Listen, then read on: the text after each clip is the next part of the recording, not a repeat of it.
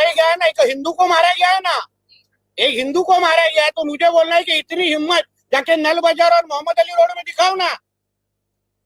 वो जो दाढ़ी वाली और गोल टोपी वाले क्या मराठी में बात करते क्या?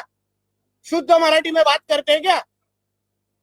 उधर जाने की, उनको कान के नीचे बजाने की हिम्मत नहीं है। जावेद अख्तर क्या मराठी में बात करता है क्या? आमिर खान क्या मराठी में गाता है क्या? उधर उसके मुंह से मराठी निकालने की हिम्मत नहीं है। ये गरीब हिंदू को क्यों मारने की हिम्मत कर रहे हो?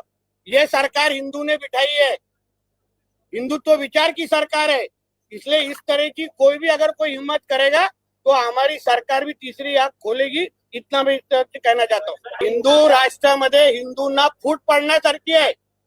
आमच्या देशाला इस्लाम राष्ट्र बनवण्याचे षडयंत्र आहे। अहो, आमच्या हिंदूंची जनसंख्या मुंबईमध्ये कमी करण्याचे प्रयत्न होत आहेत, लव जिहाद, लँड जिहाद आणि ह्या सगळे नाटकं करून हिंदूंचं पलायन कसं होईल, हे सगळे प्रयत्न, त्याच्यामध्ये हिंदूंनाच मारण्याचे कार्यक्रम होत आहेत। मालवणीमध्ये जावा ना, ते काय सगळे एकदम शुद्ध मराठी बोलतात की काय? तिथे का नाही जाऊन मारत एक पण?